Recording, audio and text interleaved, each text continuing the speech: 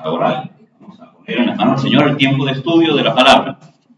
Soberano Señor y Padre Celestial, gracias por la obra que tú haces en cada uno de nosotros y por el instrumento perfecto, esa espada de dos filos que dejaste, Señor, especialmente para que trabajase en nosotros y fuésemos quitando de nuestras vidas aquellas cosas que no te son agradables y fuésemos asumiendo la semejanza de la gloria de Cristo.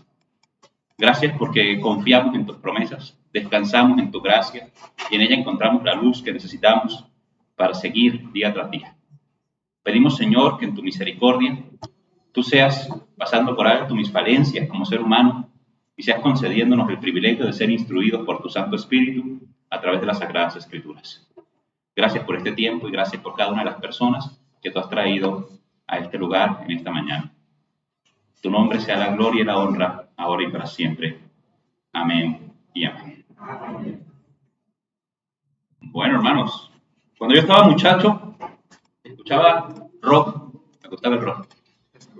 Y había una canción de rock español que dice: no todo es blanco o negro, es gris. Todo depende del matiz. Busca y aprende a distinguir. Sonaba bonito, pero es mentira, ¿no? Pero sonaba bonito.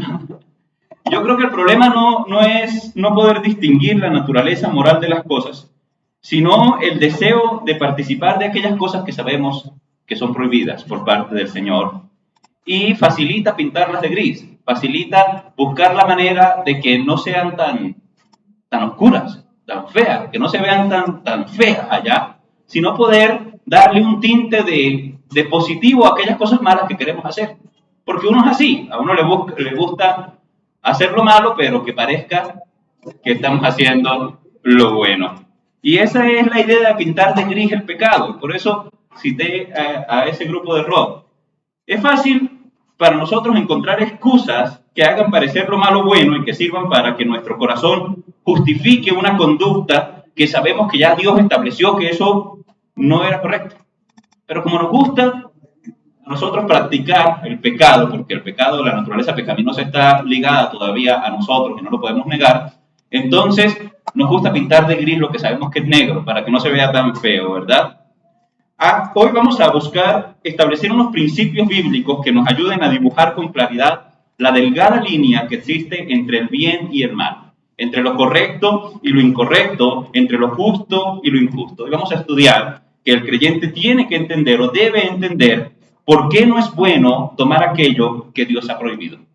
¿Por qué no es bueno para él tomar aquello que Dios ha prohibido? Y cómo pintar de gris las cosas no las hace mejores ante los ojos del Señor. Tres razones, entonces, por las cuales no es bueno tomar algo que Dios ha prohibido. Y para eso vamos a estudiar el Antiguo Testamento. Hoy vamos a pasear por algunas historias del Antiguo Testamento y vamos a comenzar por el libro de Génesis. Aquí quiero que abran sus Biblias, por favor, y estén buscando en el libro de Génesis. Y vamos a mirar que no es bueno tomar algo prohibido solo por sus aparentes beneficios.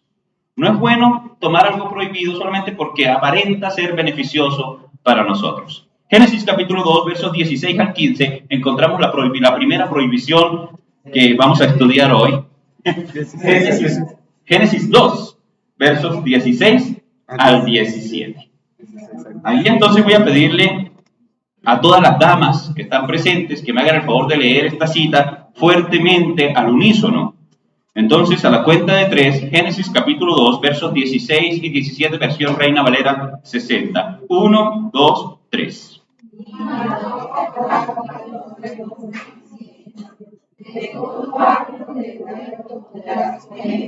Mas del árbol de la ciencia del bien y del mal no comerás, porque el día que de él comieres ciertamente morirás. Muy bien, ahí tenemos la primera prohibición que Dios hizo al hombre y que tenemos registrada en la Biblia, es la que acabamos de leer. La que acabamos de leer. De todo árbol del huerto podrás comer, más, o pero, que también se puede poner un pero en lugar del más, es la misma conjunción, del árbol de la ciencia del bien y del mal, también comerás. No, dice, no comerás. Y da una consecuencia. El día que él comiere de verdad, en serio, ciertamente, morirás. Ahí está entonces el comienzo de las prohibiciones de Dios para el ser humano. El árbol de la ciencia, del conocimiento del bien y del mal, estaba al alcance del ser humano. El ser humano podía estirar la mano y tomarlo, ¿verdad? Pero había sido prohibido por Dios. Y eso es algo muy interesante, ¿no? Porque hay mucha gente que pregunta, bueno, ¿y por qué Dios no le puso una cerca? ¿Y por qué Dios tenía que sembrar ese palo también, hombre? Viendo tanto arbolito, ¿por qué le dio por sembrar ese y dejarlo allí para que lo tomara el ser humano? Gente que ve esa determinación de Dios como algo injusto. Dice, ¿cómo Dios iba a permitir dejarle ahí al ser humano eso para que lo tomara? Por eso es que hay una prohibición de parte de Dios y hay una advertencia. Ahí no solamente estaba ese árbol, hay otro árbol que es muy importante, que también resalta la Biblia, que Dios lo había sembrado, lo había puesto ahí y lo había dejado al alcance del hombre para que lo cogiera. ¿Cuál es? De la vida. El de la vida. El de la vida. Sembró el árbol de la vida y sembró el árbol de la ciencia, del bien y del mal y los dejó ahí. Y luego le dice al hombre, vea, del árbol de la ciencia, del bien y del mal no comerás. Y aquí tenemos una realidad que a veces con la tendencia hipercalvinista tiende a omitir, pero que la Biblia deja ver con claridad que a disposición del ser humano estaba tanto el árbol que daba vida, el árbol de la vida, como el árbol que daba muerte. Porque dice, el día que él comieres, ciertamente morirás. Ahí estaba a disposición del hombre y el hombre podía estirar la mano y tomar la vida o podía estirar la mano y tomar la muerte. ¿Sí? Uno daba vida, el otro traía muerte y ante él estaban las dos opciones, pero no solamente Dios dejó las dos opciones, sino que dejó su guía, porque dejó una guía. Dijo, mira, come de todo árbol del huerto, pero del árbol de la ciencia del bien y del mal no comerás, porque el día que comas de eso, morirás. Entonces, miren, Dios deja las opciones y deja también la guía de su voluntad. La guía de su voluntad. Y miren la revelación más básica que hay, porque estamos hablando de los primeros hombres y la primera prohibición y la primera revelación de la voluntad de Dios allí para el hombre. Eso es lo primero que vemos allí en este pasaje bíblico y vemos que Dios deja la guía de su voluntad y la posibilidad al hombre de que tome aquello que le trae la vida o de que tome aquello que le trae la muerte. La posibilidad de elección que Dios da al hombre no implica en ningún momento que Dios no sea soberano o que Dios no sea omnisciente, sino que la Escritura nos revela una realidad que a veces nos gusta huirle, pero que está en la Biblia. A lo largo de todas las Escrituras encontramos, y es que la Escritura nos revela la responsabilidad que nosotros tenemos como seres humanos de las decisiones que tomamos. La Escritura nos revela también, así como revela que hay un Dios soberano, que hay una elección, que hay una voluntad soberana que se cumple por encima de los seres humanos, también revela la Escritura que el hombre es responsable de las decisiones que toma. Que no puede culpar a Dios por las decisiones que toma. Y se lo dijo a Israel. Vamos a una cita en Deuteronomio 30, por favor. Allí va a aparecer Deuteronomio 30, 19 y 20.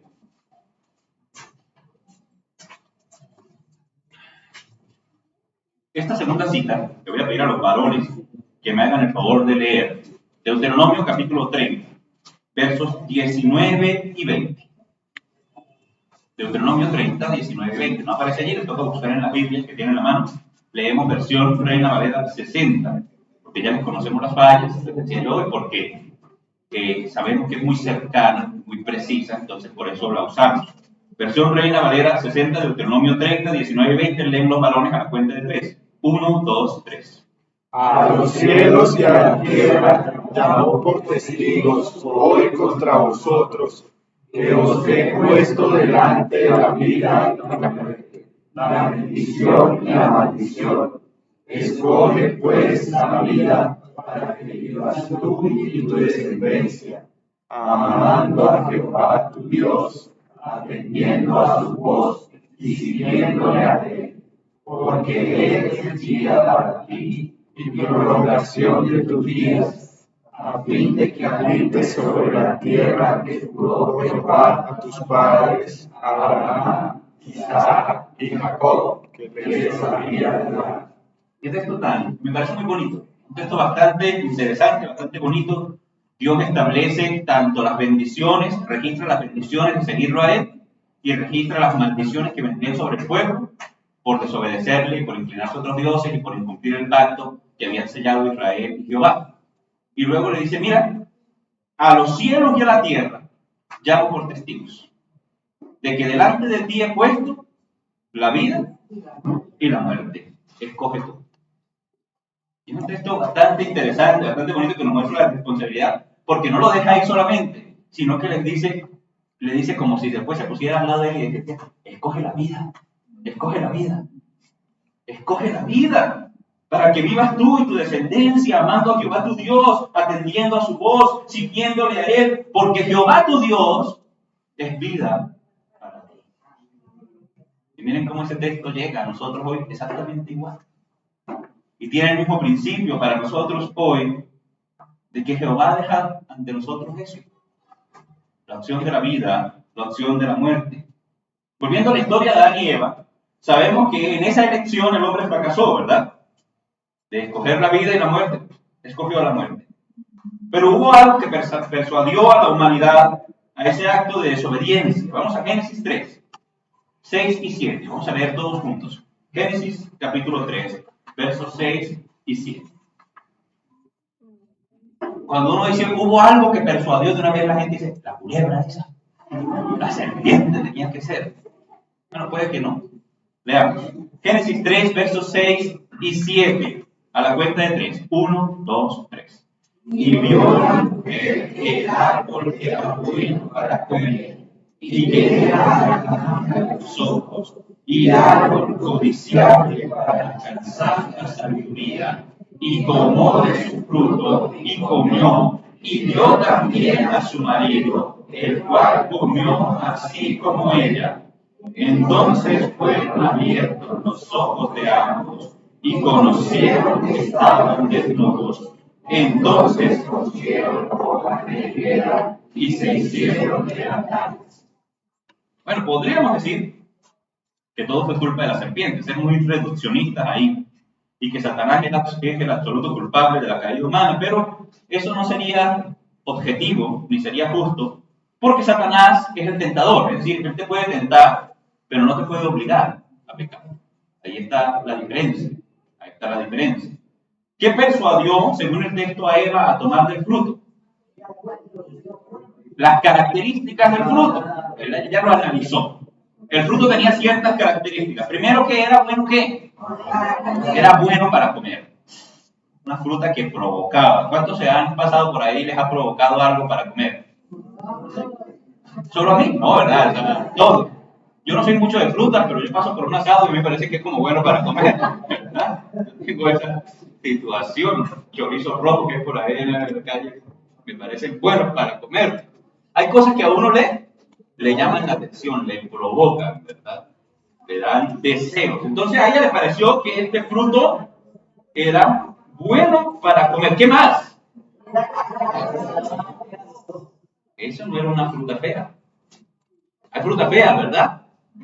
Que uno dice, porque sé que sabe rico, pero de resto esas cosas se ven muy, muy feas. No, este era un fruto agradable a los ojos.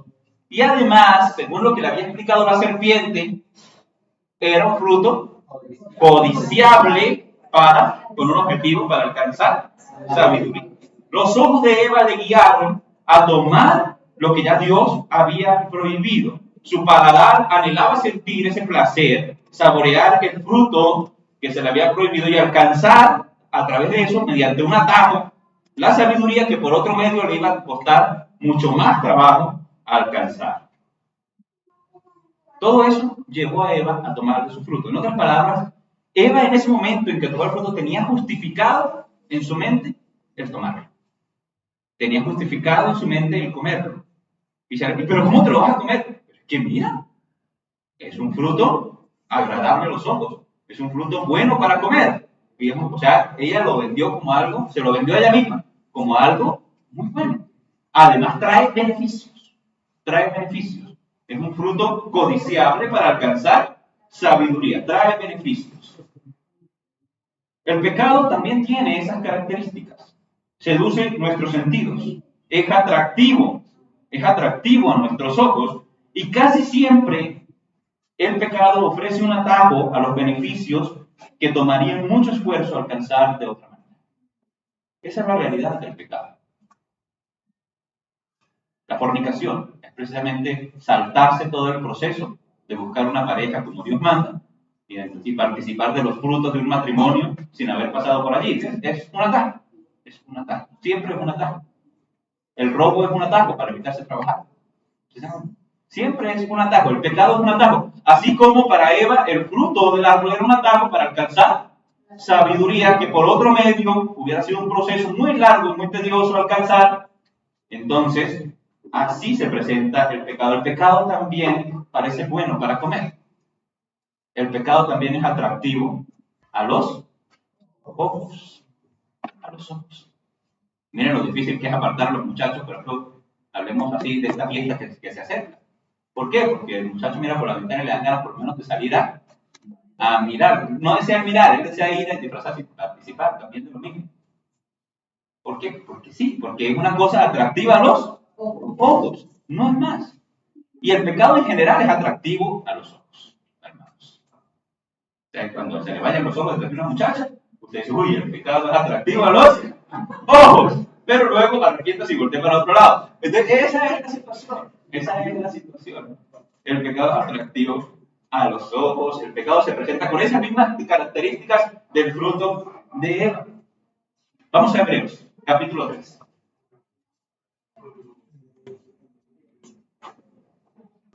Dejemos de buscar entonces beneficios a lo que ya Dios prohibió. Dejemos de buscarle beneficios al fruto prohibido. Dejemos de mirar si el fruto es bonito. Dejemos de mirar si el fruto es como chévere para comer. Dejemos de mirar si el fruto trae beneficios. Porque entonces vamos a terminar fracasando en seguir la voluntad de Dios. Hebreos 3, 12 y 13. Quiero que una dama me haga el favor de leerlo para todos, pero bien fuerte, ¿listo? Hebreos 3, 12 y 13. Hermanos, que no haya ninguno de vosotros corazón malo de incredulidad para apartarse del Dios vivo. Antes exhortaos los unos a los otros cada día, entre tanto que se dice hoy, para que ninguno de vosotros se endurezca por el engaño del pecado. Gracias, David. Entonces ahí dice, mirad, y es una orden, porque todos los verbos que terminan en de la Biblia son órdenes. Entonces, mirad, hermanos, analícese, que no haya ninguno de vosotros, y aquí dice, corazón malo de incredulidad. ¿Por qué de incredulidad? Porque Eva no llegó al fruto sin pasar por la incredulidad. ¿En qué sentido la incredulidad? Que la serpiente le dijo, después de que ella puso el argumento, es que Dios nos dijo que comiéramos de todo árbol del huerto, pero de este fruto no, de este no. Y entonces Satanás le dice, no, es que no morirás. No morirás. Ah, ¿no moriré? No, lo que pasa es que Dios sabe que el día que comas el fruto, podrás ser igual a Él, como Él, sabiendo el bien y el mal. Y entonces, ese no morirás caló en el corazón. Caló en el corazón. Hubo un corazón malo de incredulidad, para apartarse del Dios vivo y verdad. Y así es que el pecado en nosotros. ¿Cuántas veces hemos escuchado las consecuencias del pecado? Al menos cada 8 días, cuando alguien se para a predicar y habla de las consecuencias del pecado y del costo tan alto que el pecado humano llevó a Dios a la cruz del Calvario. Y de la voluntad de nuestro Salvador de que vivamos en santidad. Todo el tiempo escuchando lo mismo. Pero cuando vamos a probar, a saltarnos el proceso correcto, a participar del pecado, entonces comienza en nosotros un corazón malo de incredulidad, que nos aparta del Dios vivo y verdadero. Y por eso dice, exhortados los unos a los otros, no vayan uno al lado del otro. Exhortar es ir al lado de él, acompañar en el camino al otro. ¿Para qué? Para que cuando el otro comience a claudicar, comience a fallar, poder nosotros animarlo. Y cuando nosotros fallemos, pues que el otro también nos anime a nosotros. ¿Cuándo? Ahora, en tanto que se dice hoy. Porque el pecado, el engaño del pecado, tiene un efecto en el corazón humano, y es endurece. Lo que antes me daba, uy, no, yo no participo de eso, después de que yo lo haga una vez, 2 veces, ya no me parece, no es tan malo. Yo ya lo he hecho y no pasa nada. Es que ya yo lo he hecho varias veces y yo sigo siendo el mismo creyente, yo sigo yendo a la iglesia, yo sé que yo he participado de eso, pero eso no me quita, eso no, yo estoy bien porque yo lo he hecho y nada me ha hecho, no me ha surtido efecto. Y entonces el corazón se endurece y el pecado entra en nuestra vida. Y con el pecado, hermano, nos guste o no, entran las consecuencias. No creer a Dios acerca de las consecuencias del pecado y dejarnos engañar por los aparentes beneficios del mal es un error en el que podemos caer con facilidad, pero aprendamos de Eva. Tanto que hemos escuchado la historia de Eva, aprendamos de Eva que su juicio nublado le hizo olvidar la advertencia de poner sus ojos ahí en esa fruta. Le hizo olvidar la advertencia de Dios y ya conocemos pues las consecuencias. Lo primero, no es bueno tomar lo que Dios ha prohibido porque le encontremos beneficios, porque podamos encontrarle aparentes beneficios. Tengamos cuidado. El pecado siempre ofrece aparentes beneficios. Lo segundo, no es bueno tomar lo que Dios ha prohibido si de todas maneras vas a tener que ocultarlo. Vas a tener que mantenerlo oculto en tu vida. No lo vas a poder disfrutar con libertad. Vas a tener que tenerlo oculto en tu vida. Y para eso vamos a otra historia, la historia de Acán. Acán, que era parte del pueblo de Dios. Estamos en Josué 6, para que vayan a buscar.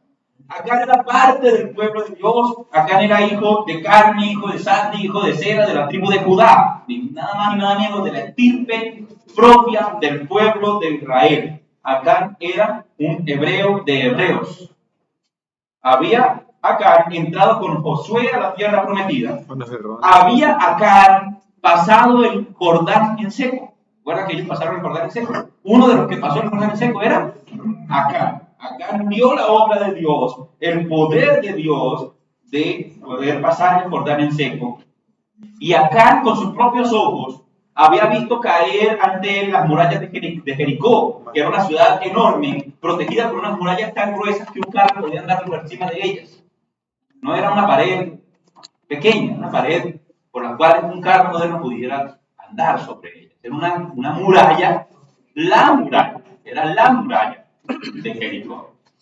Y estos hombres dando vueltas y gritando, y se cayó la muralla de Jericó ante los ojos de Acán, y Acán entró con el ejército de Israel a cumplir la voluntad de Dios, porque Dios había decidido entregar la ciudad a la destrucción junto a sus moradores y todo lo que poseían también, y tomar para el tesoro de Jehová todos los metales preciosos que con la candela no se van a desaparecer. Entonces los metales preciosos para el tesoro de Jehová y todo lo demás había que destruirlo completamente. Era un anatema para Jehová. ¿Dónde está esa? Vamos otra vez a la prohibición. Josué 6, 17 al 19, lo van a leer los jóvenes. Vamos a dar la oportunidad a los jóvenes una vez más. Yo no sé si han practicado. Josué capítulo 6, versos 17 al 19. Incluso está ahí para que lo puedan leer. ¿Listo? Josué capítulo 6, versos 17 al 19. Leer a la cuenta de 3. 1, 2, 3. Será la ciudad a la quema de Jehová. Todas las cosas que están en ella, solamente Rahab, la ramera, vivirá, como todos los que tienen casa con ella, por cuanto escondió a los extranjeros que enviamos. Pero vosotros guardaos del anatema, ni toquéis ni toméis alguna cosa del anatema. No sea que hagáis anatema al campamento de Israel y lo turbéis, mas toda la plata y el oro y los utensilios de bronce y de hierro sean consagrados a Jehová y entren en el tesoro de Jehová. Amén. Bien, ¿está mejorando? Sí. Está mejorando, muy bien. Israel salió victorioso de la batalla contra Jericó, pero Acán no. Acán salió perdedor de esa batalla. Y la razón es que él había fallado en ese mandato que acabaron de leer los jóvenes, el mandato que Dios había dado de evitar tocar el anatema. Guardaos del anatema, ni lo toquéis. Mira qué interesante. Ni lo toquéis, ni toméis alguna cosa del anatema. No sé qué hagáis anatema el campamento de Israel. No sé que esa contaminación también pase al campamento de Israel. Israel perdió entonces esa batalla. ¿Sí? Y el fracaso de Acán afectó a todo el pueblo de Israel. Afectó a todo el pueblo de Israel. La siguiente batalla contra el pueblo de Ai, que parecía una batalla todavía más fácil que destruir Jericó, fue terrible para el pueblo de Israel. Acán pensó que él era el más listo, que él era el más sagaz. Él creía que tenía malicia indígena. ¿No? Yo soy más listo, más inteligente que los demás. Pero selló la destrucción de él y selló la destrucción de su familia. Y una vez que fue señalado por Dios mismo, Acán tuvo que confesar su pecado. Josué 7, 20 y 21, leo a favor de todos, dice: Acán respondió a Josué diciendo: verdaderamente yo he pecado contra Jehová, el Dios de Israel, y así he hecho. Pues vi entre los despojos un manto babilónico muy bueno, y 200 siclos de plata, y un lingote de oro de peso de 50 siclos, lo cual codicié, y tomé. Y he aquí que está escondido bajo tierra en medio de mi tienda, y el dinero debajo de él. En casa del dueño original, miren que era un manto babilónico, unas piezas de plata y un lingote de oro, ¿verdad?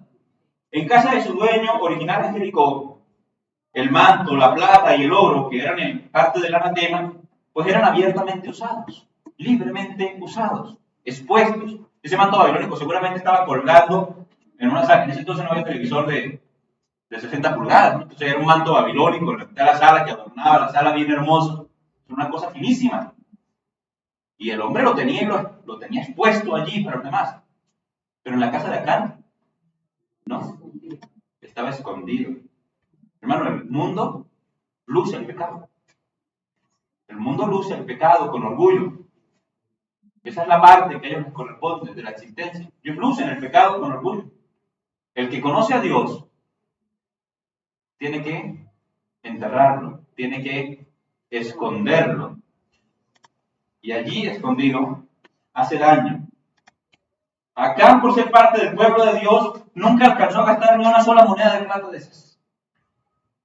De lo que se robó en la batalla, el manto babilónico nunca estuvo adornando su sala, el oro nunca estuvo en los cuellos de sus hijos. Sí, si uno tiene oro, pues que ahí, ¿no? En el cuello de los hijos, que son las cosas que uno más valora, pues ahí debe estar, en las orejas, en las manos de la mujer, no, nada.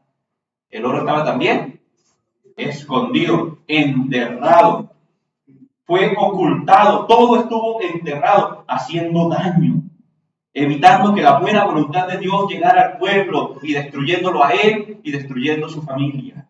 Así es el pecado, porque no lo puedes mostrar, tiene uno que esconderlo, tiene uno que taparlo con mentiras y nunca llega a disfrutar del pecado con libertad. El pecado nunca se llega a disfrutar con libertad. ¿Por qué? Porque no es la parte que le corresponde a los hijos de Dios, es la parte del mundo que va a la destrucción. Mientras el pecado esté ahí en la vida de nosotros, va a ser el mismo efecto que ese guardado que tenía Acán. Va a evitar que la gracia de Dios, que la buena voluntad de Dios esté sobre nosotros. Va a deteriorar nuestra vida, va a deteriorar nuestra familia. En 2 Corintios 4:2, que no está aquí, dicen los apóstoles: antes bien renunciamos a todo lo oculto y vergonzoso. Son unas palabras muy bonitas. Este es 2 Corintios 4:2, si lo quiera buscar. Antes bien renunciamos a lo oculto y lo vergonzoso. Hermanos, el creyente no tiene por qué tener cosas ocultas. Y menos cosas que sean vergonzosas. No es necesario, no edifica, no ayuda, destruye. El pecado de Acán, hermanos, salió carísimo. Le costó la vida a 36 hombres. En la batalla contra Ai, que ellos sabían, tenemos el respaldo de Dios, vamos contra Ai, les tocó salir corriendo. Un pueblito chiquitico los sacó a todos corriendo y murieron 36 hombres en esa batalla y muchos otros salieron heridos. Y se dieron cuenta que Jehová no los estaba apoyando. Y se lamentaron: ay, Jehová, para eso nos trajiste aquí, ¿no? Y Dios dijo: no, hombre, párese de ahí, deje de llorar. El pueblo está contaminado, vaya y busque ver qué fue lo que pasó. Bendito Dios a Josué. Isaías 29, 13 al 15.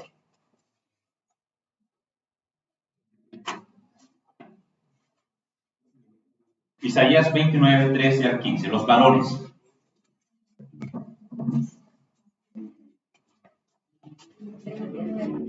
Isaías 29, versos 13 al 15.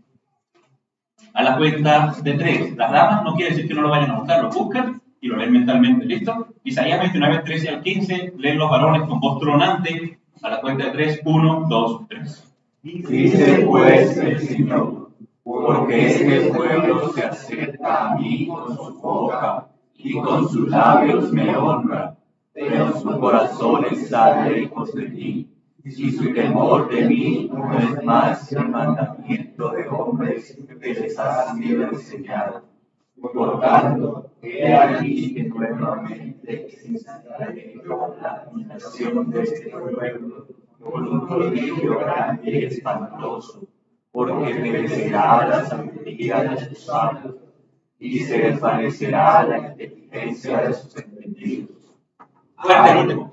1, 2, 3. Ay de los que se esconden de Jehová, encubriendo el consejo, y sus obras están en tinieblas, y dicen, ¿quién nos ve y quién nos conoce? Oiga, eso es un lamento. Ay, pobrecitos, los que se esconden de Jehová. No es un juego de las escondidas muy bravo. ¿Quién se puede esconder de Jehová? Evidentemente es una realidad que el que busca esconderse de Dios, el que busca encubrir su consejo de Dios, quien busca hacer sus obras en las tinieblas, aún las tinieblas resplandecen ante la presencia de nuestro Dios. Cuando el pueblo que debería temer a Jehová de corazón se limita a tener prácticas religiosas, hermanos, no estamos hablando de los de afuera, estamos hablando de nosotros, los cristianos evangélicos, los que decimos que conocemos la palabra de Dios, los que decimos que tenemos una relación personal con el Señor. Uno también puede convertirse en un religioso fácilmente. Cuando el temor de Dios es reemplazado por las prácticas religiosas, cuando uno está conforme porque viene cada 8 días, cuando uno está conforme porque ofrenda, cuando uno está conforme porque es que yo ya hice devocional, etc. Tantas cosas que pueden aplacar nuestro corazón y hacernos sentir de que ya cumplimos con Dios. Cuando nos convertimos en unos religiosos más, cuando uno empieza a jactarse de la inteligencia, de la malicia indígena, de las capacidades que uno tiene para engañar, de poder mantener oculto a la vista de los hermanos de la iglesia, será, o de la gente en la calle, incluso los pecados que uno tiene, y saber que lo pueden a uno saludar muy bien y que nadie le va a decir nada, porque nadie se ha enterado de lo que uno está haciendo, de lo que uno está diciendo, de lo que uno está por debajo de cuerda pasando, de lo que uno tiene enterrado en la mitad de la carpa. Como nadie se ha dado cuenta, se cree uno victorioso. Y se le olvida a uno que, como acá también se le olvidó, que Dios vigila su pueblo, que no hay secreto ante los ojos de Dios. Que Lucas 8:17 dice, nada hay oculto que no haya de ser manifiesto, ni escondido que no haya de ser conocido y salir a la luz. Créanme que desde que leo la Biblia, siempre que leo ese texto, me da como un calambre en la espalda de pensar. No hay nada oculto que no haya de ser manifiesto. Y como hijos de Dios tenemos que entender que si algo en nuestra vida, cualquier cosa en su vida, que analice su vida, si algo en su vida tiene que permanecer siempre oculto y no lo puede usted disfrutar con libertad y no lo puede usted mostrar con libertad, entonces no vale la pena. No vale la pena. Tenemos que renunciar a todo lo oculto y vergonzoso para ser genuinos delante del Señor. Una necesidad que tenemos. ¿De qué sirve tener algo oculto y no poderlo disfrutar con libertad? Tercera historia, donde vamos a ver que no es bueno tomar algo prohibido porque uno puede darle una apariencia de bueno. Que a veces yo lo puedo mostrar porque todo el mundo cree que es bueno. También. Todo el mundo opina igual que yo, que es bueno. Entonces lo puedo mostrar, aunque sepa yo que Jehová lo prohíbe. No es bueno, hermanos, tomar algo prohibido porque uno pueda darle apariencia de piedad. Pudiera ser que uno encontrara la manera de darle apariencia de bueno a lo que Dios ya ha determinado como malo. Que yo pudiera encontrar una excusa perfecta, que todo el mundo me la aceptara. Que todo el mundo aceptara que esa excusa es realmente es así. Usted tiene la razón. Usted puede participar de eso que Dios prohibió porque usted encontró la excusa perfecta y nadie lo va a mirar feo y nadie lo va a juzgar. Eso le pasó al rey Saúl. Primera de Samuel. Primera de Samuel 15, versos 2 y 3. Leen las damas. Primera de Samuel, capítulo 15, versos 2 y 3. Vemos entonces la prohibición.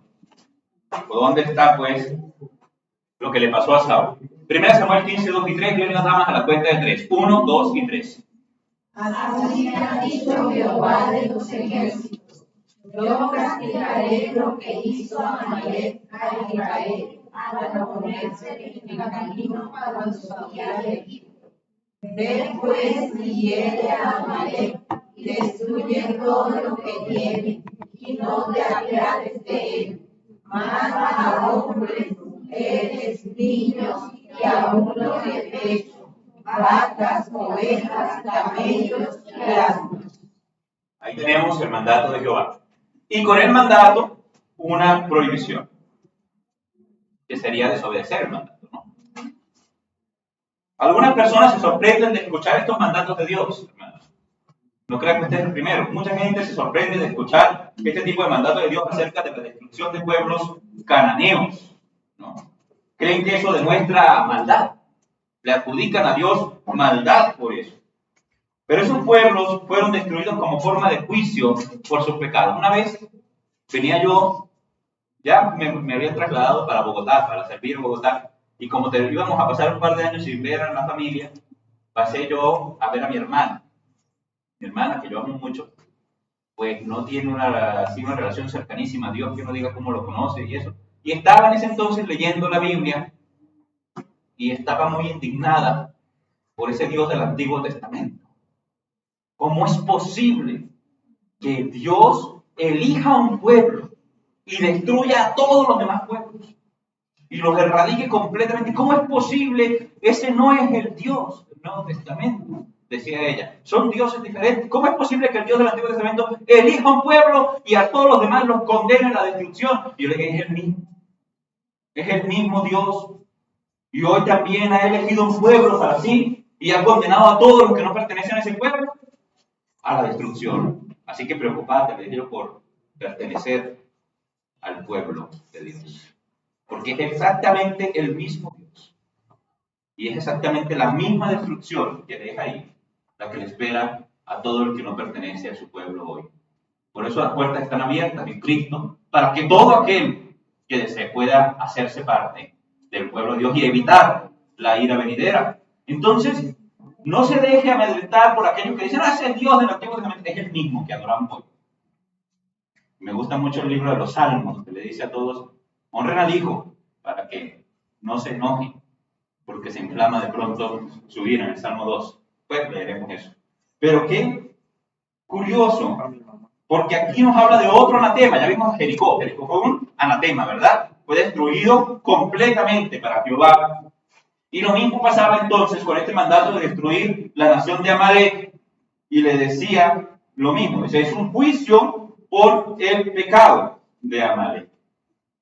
Cuando la maldad de las naciones alcanzaba su colmo, y miren, en Génesis 15:16, Dios le dice a Abraham, no, te vas a ir para otro lugar porque, y tu descendencia va a ser esclava en Egipto por un tiempo, porque todavía no ha llegado al colmo la maldad de los pueblos que hay aquí ahorita. O sea, la destrucción de los pueblos de Canaán fue juicio por el incremento de su maldad que llegó al colmo. Llegó al colmo. Y esa fue la voluntad del Señor. Y Dios decidía destruir a las naciones que llegaban al colmo de su maldad. Algunas de unas maneras muy particulares, como pasó con Sodoma y Gomorra, ¿verdad? Que fue una destrucción muy particular, muy extraordinaria. Otras, en cambio, caían en manos de sus enemigos. Y los detractores de la Biblia dicen que eso es injusto y dicen que el Dios del Antiguo Testamento pues no puede ser el mismo Dios que adoramos, pero es exactamente el mismo. Hay que recordarles que la Biblia solo revela la existencia de un Dios que es inmutable y que ha prometido juzgar a las naciones modernas también hoy. Porque Mateo 25, verso 32, que tampoco aparece allí, nos habla de que Cristo juzgará a las naciones de la tierra. Cuando venga, se sentará y pondrá a las naciones de la tierra como cabritos y ovejas, ¿verdad? Y los separará. Dios tiene derecho de juzgar las naciones de la tierra porque es su creador, y si Él no la puede juzgar, entonces ¿quién? Ninguno. Y las naciones harán lo que quieran sin el juicio de Jehová. Los líderes de las naciones modernas deberían recordar ese consejo del Salmo 2:12, que ya les había mencionado: honrad al Hijo para que no se enoje y perezcáis en el camino, porque se inflama de pronto su ira. Y bienaventurados todos los que en él confían. ¿Quiénes confían en el Hijo? Amén. Bienaventurados todos los que en él confían. Entonces, Amalek es la historia de otro anatema. Anatema significa maldito o significa destinado a la destrucción. La palabra anatema en la Biblia. Entonces, era un anatema a Amalek. Es decir, otro pueblo entregado por su pecado a la destrucción. Y en este caso sería Israel y sería el rey Saúl quien ejecutarían ese juicio que Dios ya había determinado sobre Amalek. 1 Samuel 15:9 nos habla del pecado entonces de Saúl. 1 Samuel 15:9.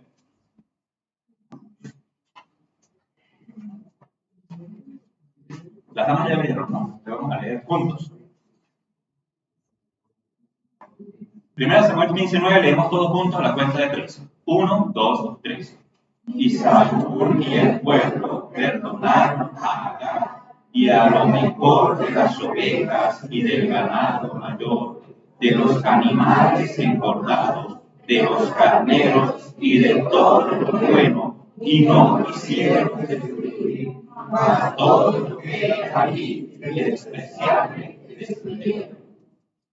Qué curioso, porque nos muestra, no sean, no vaya a ser que ustedes lleguen a pensar: ay, Saúl tan misericordioso, Saúl tan bueno, no fue capaz de matar a Agar y salvó. ¿Qué salvó? ¿A los niños?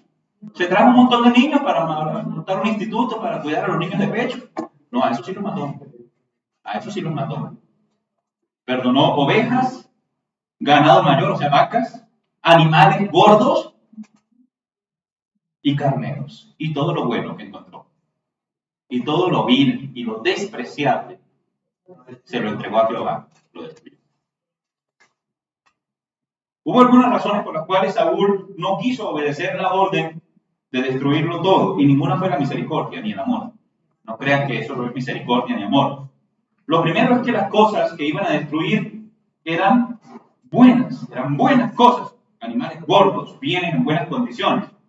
Lo segundo es porque consideraron que destruir lo vil y lo despreciable ya era lo que tenían que hacer, ya le habían pagado a Jehová con eso. Ya yo le di a Dios lo que tenía que, ya yo hice mi parte, que era para Dios.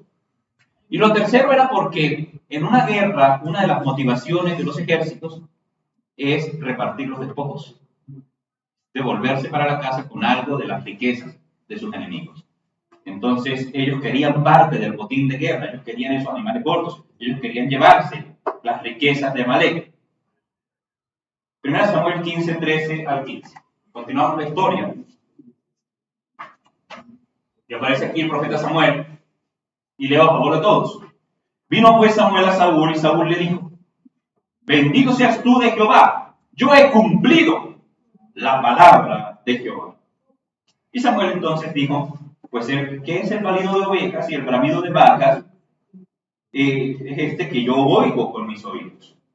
Y Saúl respondió: de Amalek los he traído, porque el pueblo perdonó lo mejor de las ovejas y de las vacas para sacrificarlas a Jehová tu Dios. Pero lo demás lo destruimos. Ahí termina esa porción. Y des en cuenta cómo busca él la excusa perfecta para que eso que era prohibido, para que eso que era malo, todo el mundo vender la idea a todos de que no, hicimos lo correcto. Es más, estas ovejas, estas vacas gordas, las vamos a ofrecer en sacrificio a Jehová.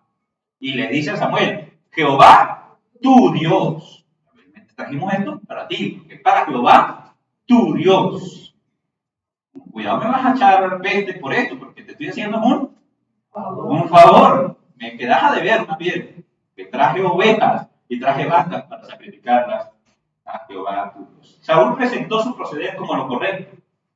Él quería tener contento al ejército, él quería tener contento a Samuel y encontró la excusa perfecta y consideraba que ya había hecho lo que Dios había pedido, pero lo curioso era que Dios era el único que no estaba satisfecho ahí, ¿no? Con la obediencia parcial de Saúl. No estaba dispuesto a ser contentado con nada menos que lo que él pidió. Hermanos, gracias a esto, Jehová no está dispuesto a estar contento con nada menos que lo que él pide. Exactamente. Con nada menos que lo que él pida. Aunque todos los animales que trajeron los hubieran sacrificado a Jehová, Dios no quiere eso. Dios quiere obediencia. 1 Corintios 4, 4 al 5. 1 Corintios 4, 4 al 5. Lo leen los varones, por favor.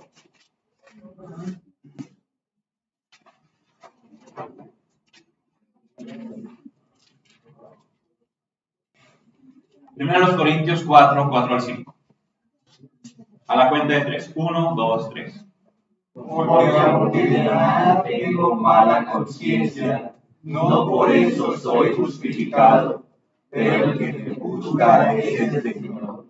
Así que no juzguéis nada antes del tiempo, hasta que venga el Señor, el cual aclarará lo oculto de las tinieblas y manifestará las intenciones de los corazones. Y entonces cada uno recibirá su alabanza de Dios. Hermanos, esta porción nos dice que aunque incluso yo mismo me coma el cuento de que estoy bien y que todo lo estoy haciendo bien, el problema es que el que me juzga es Dios. Y que Él tiene la capacidad de aclarar lo oculto de mi corazón. Encontrar la intención de mi corazón en mi proceder. Y que verdaderamente la alabanza que vale la pena recibir es la alabanza de Dios y no la de los hombres. No importa si las personas aprueban mis obras, mi apariencia de piedad, no importa si aún yo mismo me como el cuento de que tengo una conciencia limpia, Dios es capaz de dejar al descubierto la intención de nuestro corazón. Y allí es donde se hacen inútiles los sacrificios y las prácticas religiosas de los seres humanos. Esta porción la conocemos muchísimo, pero vamos a leerla juntos. 1 Samuel 15, 22 y 23. Última cita del día de hoy.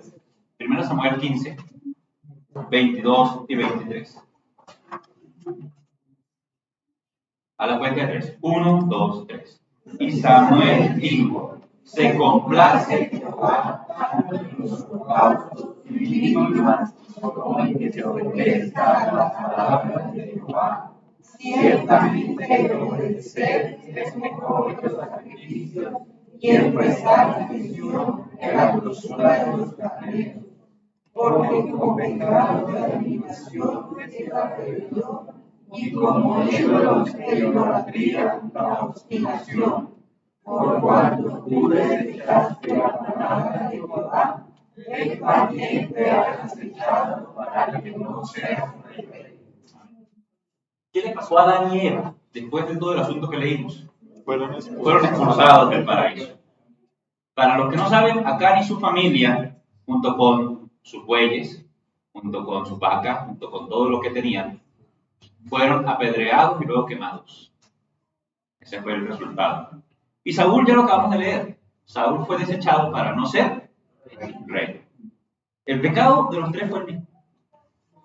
El pecado de los tres fue el mismo. No entender que el que traza la línea entre lo bueno y lo malo es Dios. Y no importa si el hombre la pinta de gris. La línea ya fue trazada por Dios. Y es imborrable. Y no se puede correr. No entender que Dios es quien determina lo bueno y qué es lo que debemos hacer y que Él marca esa línea que no podemos cruzar.